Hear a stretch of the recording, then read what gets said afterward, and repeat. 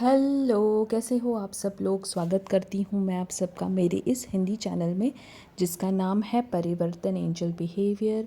और ask and it is given by Abraham Hicks की book में से 22 प्रोसेसेस को मैं आपके साथ शेयर कर रही हूँ हिंदी लैंग्वेज में और एआई का यूज़ कर रही हूँ। तो अब जो आप अगला पॉडकास्ट स्टाइल सुनेंगे वो होगा प्रोसेस नंबर 4 वर्चुअल रियलिटी। तो आज की इस गहन चर्चा में हम एक बहुत ही दिलचस्प स्थिति से शुरुआत करते हैं। मान लीजिए कि एक गाड़ी है। अच्छा, एक गाड़ी? हाँ, कोई इंसान ड्राइवर की सीट पर बैठा है और वो पूरी ताकत से एक्सीलरेटर दबा रहा है। मतलब इंजन पूरी तरह से दहाड़ रहा है। बिल्कुल, टायर घिस रहे हैं, चारों तरफ धुआं उठ रहा है और पेट्रोल पानी की तरह बह रहा है। लेकिन वो गाड़ी अपनी जगह से 1 इंच भी आगे नहीं बढ़ रही। क्योंकि उस इंसान ने साथ ही साथ पूरी ताकत से हैंड ब्रेक भी खींच रखा है। एकदम सही बात है। अब ऊर्जा तो बेतहाशा खर्च हो रही है, लेकिन नतीजा शून्य है। और देखा जाए तो मशीन अंदर ही अंदर टूट रही है। हाँ, और हमारे हाथ में आज जो स्रोत है ना, मतलब मशहूर लेखक एस्थर और जेरी हिक्स की किताब ask and it is given, वो बताती है कि हम इंसान भी अपने दिमाग के साथ हर दिन बिल्कुल यही कर रहे हैं। हम कुछ चाहते हैं, उसके लिए जोर लगाते हैं, लेकिन साथ ही एक मानसिक हैंड ब्रेक खींच कर रखते हैं। सही कहा। और आज की इस चर्चा का मुख्य लक्ष्य इसी हैंड ब्रेक को समझना और उसे खोलने की एक बहुत ही अनोखी तकनीक पर बात करना है। ये हैंड ब्रेक वाली बात ना इंसानी मनोविज्ञान को समझने के लिए एक बहुत ही सटीक चित्र पेश करती है। इस किताब में इसी स्थिति को मिक्स्ड वाइब्रेशन या कह लें कि मिश्रित ऊर्जा का नाम दिया गया है। मिक्स्ड वाइब्रेशन मतलब एक ही समय पर 2 अलग-अलग दिशाओं में ऊर्जा लगाना। बिल्कुल। जब कोई व्यक्ति किसी चीज की इच्छा करता है ना, चाहे वो बेहतर स्वास्थ्य हो, कोई नई नौकरी हो या आर्थिक सुरक्षा हो, तो वो उस इच्छा के साथ साथ एक अनकहा डर भी पाल लेता है। अच्छा। हाँ, मतलब वो सोचता है कि मुझे ये चाहिए, लेकिन दिमाग का एक हिस्सा लगातार ये दोहरा रहा होता है कि ये अभी तक मेरे पास क्यों नहीं है। या फिर अगर ये नहीं मिला तो क्या होगा? एकदम सही। ये जो चाहत और कमी का एक साथ चलना है ना, यही वो मिक्स्ड वाइब्रेशन है जो इंसान को मानसिक रूप से थका देता है और उसे आगे नहीं बढ़ने देता। ये तो मतलब हर किसी की जिंदगी की कहानी है। इंसान सफलता चाहता है, लेकिन असफलता के डर से कांपता रहता है। यानी एक्सेलरेटर और ब्रेक एक साथ। हाँ, तो इस रूट के अनुसार इस ब्रेक को हटाने का तरीका क्या है? क्योंकि किताब में प्रोसेस 4, जिसे वर्चुअल रियलिटी कहा गया है, उसका जिक्र है। बिल्कुल। अब देखिए, जब हम वर्चुअल रियलिटी या आभासी वास्तविकता सुनते हैं तो दिमाग में तुरंत वो भारी भरकम वीआर हेडसेट और वीडियो गेम आ जाते हैं।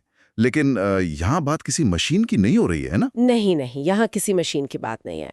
यहाँ जिस तकनीक की बात हो रही है वो दुनिया की सबसे उन्नत मशीन यानी हमारे अपने दिमाग के अंदर चलती है। अच्छा। इस वर्चुअल रियलिटी का सीधा सा अर्थ है अपनी चेतना के भीतर एक ऐसी दुनिया का निर्माण करना जहाँ कोई विरोधाभास न हो, मतलब कोई हैंड ब्रेक ना हो। तो क्या इसका लक्ष्य अपनी इच्छा को जबरदस्ती सच साबित करना है? बिल्कुल नहीं।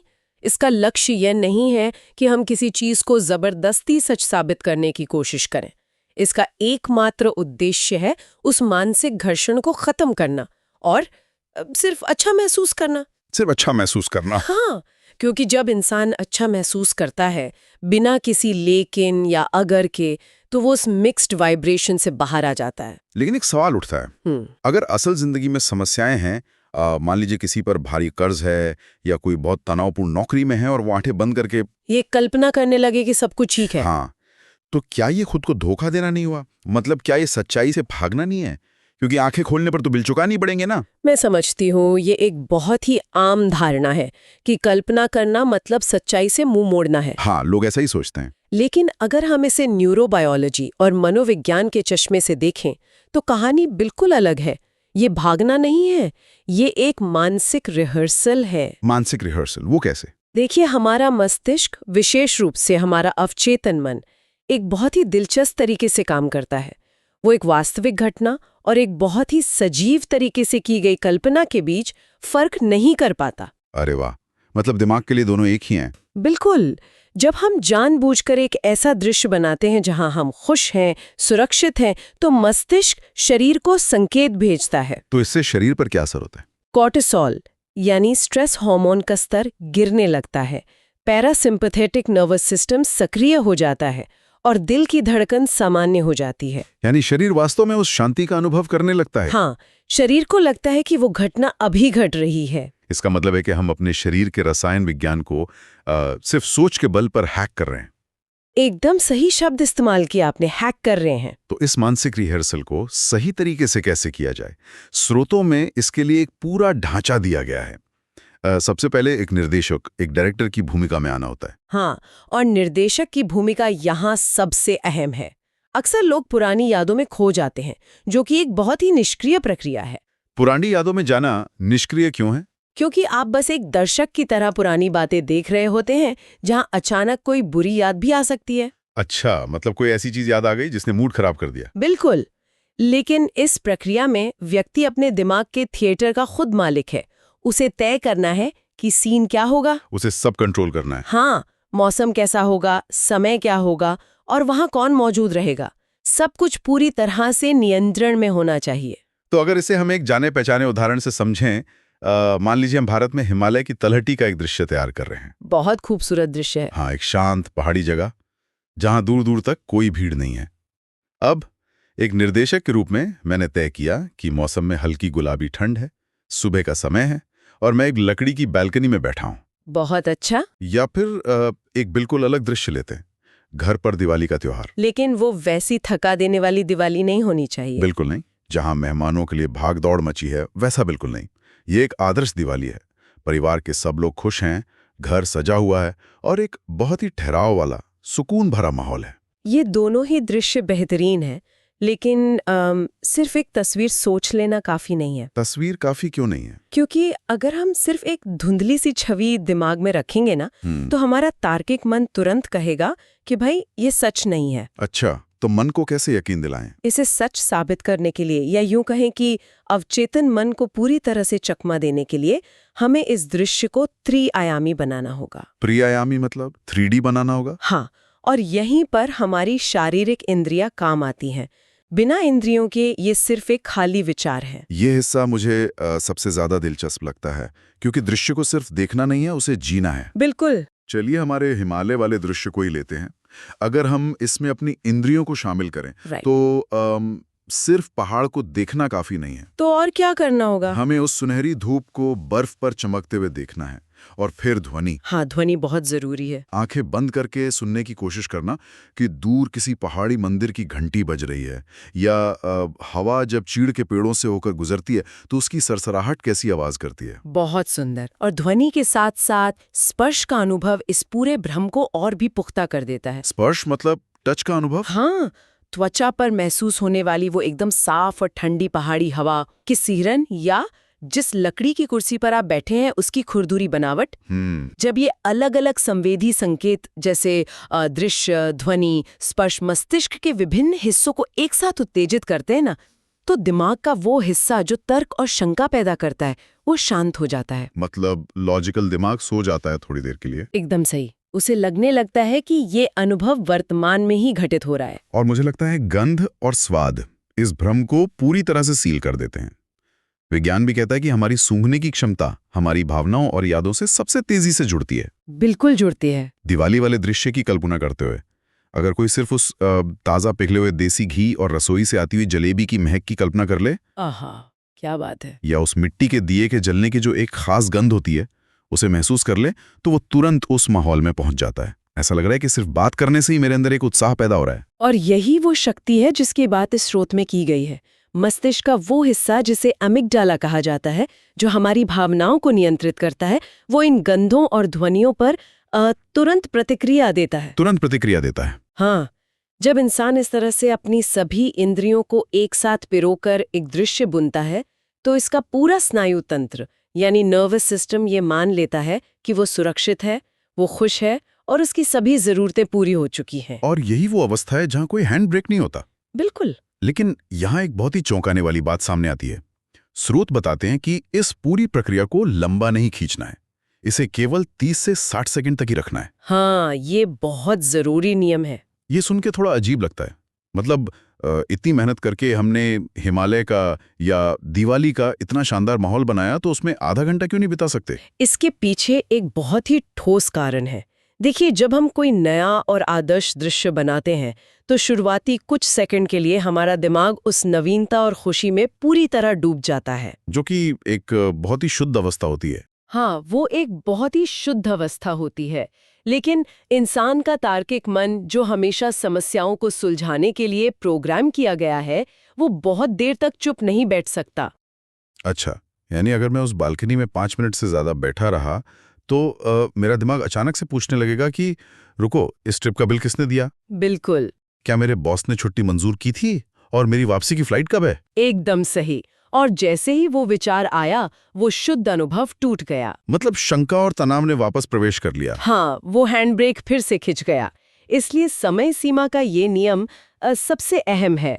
तो 30 से 60 सेकंड ही क्यों? क्योंकि 30 से 60 सेकंड का समय पर्याप्त होता है शरीर की रसायन विज्ञान को बदलने के लिए, और इतना कम होता है कि तार्किक मन को अपनी शंकाएं पेश करने का मौका ही नहीं मिलता। ये तो किसी लंबी 3 घंटे की थका देने वाली फिल्म के बजाय एक एस्प्रेसो शॉट लेने जैसा हो गया। एस्प्रेसो शॉट बहुत ही बढ़िया तुलना है। हाँ, मतलब एक तेज, गाढ़ा और तुरंत असर करने वाला कैफीन का शॉट, जो बिना किसी अतिरिक्त ड्रामे के आपको ऊर्जा दे देता है। बिल्कुल। आप 60 सेकंड के लिए उस दुनिया में जाते हैं, वो शुद्ध भावना ग्रहण करते हैं और फिर अपनी दिनचर्या में वापस लौट आते हैं। ये एस्प्रेसो शॉट वाली बात इस प्रक्रिया को समझने के लिए एकदम सटीक है। हमें ये समझना होगा कि इस पूरी कवायद का अंतिम परिणाम क्या है। तो इसका अंतिम परिणाम है क्या? अगर हम इसे आकर्षण के नियम या लॉ ऑफ अट्रैक्शन के संदर्भ में देखें, तो हम दरअसल अपना इमोशनल बेसलाइन बदल रहे हैं। Emotional baseline. क्या हम इस बेसलाइन वाली बात को थोड़ा और खोल सकते हैं? जरूर।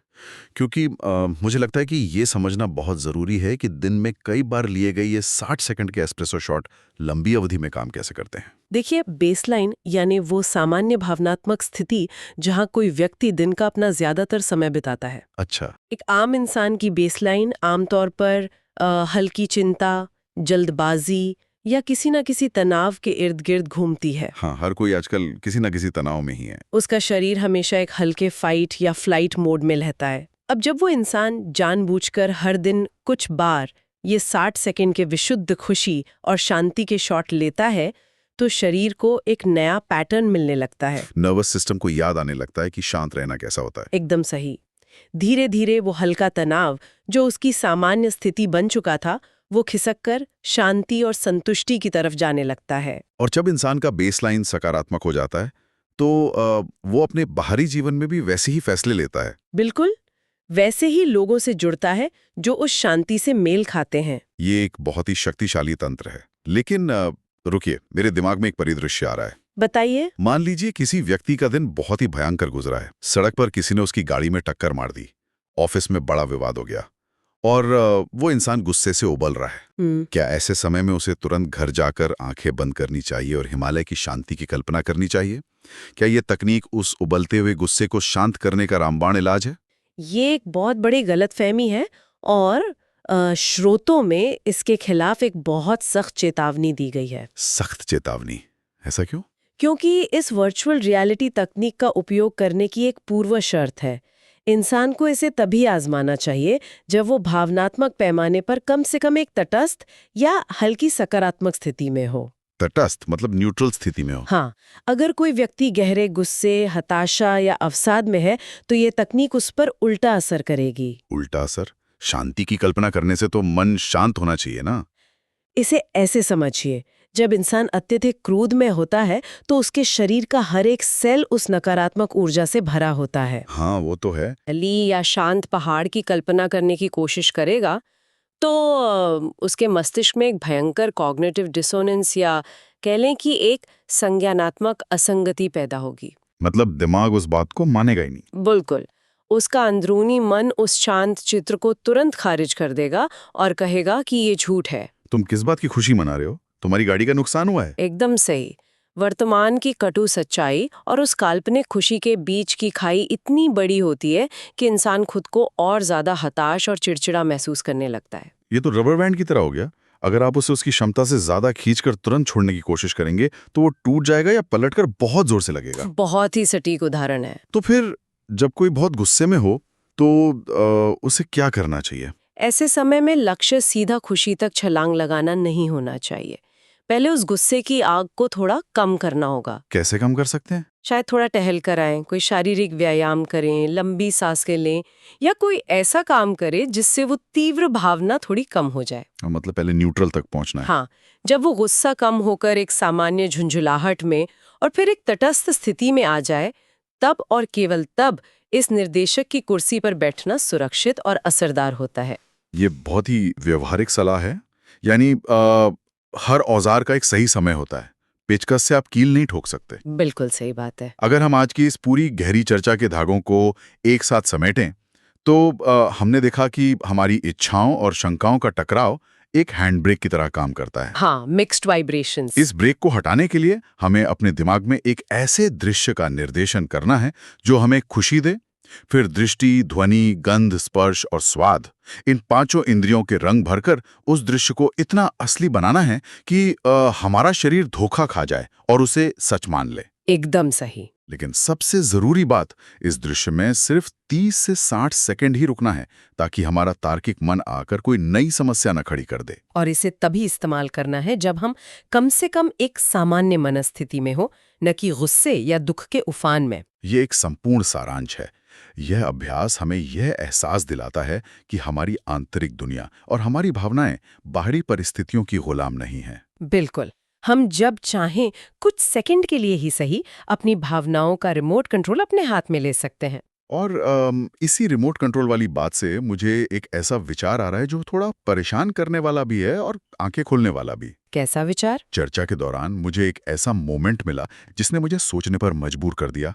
हमने बात की कि कैसे जानबूझकर की गई महज 60 सेकंड की एक अच्छी कल्पना हमारे शरीर के कोर्टिसोल को कम कर सकती है और हमारे बेसलाइन को बदल सकती है। क्योंकि दिमाग सच और कल्पना में फर्क नहीं कर पाता। बिल्कुल।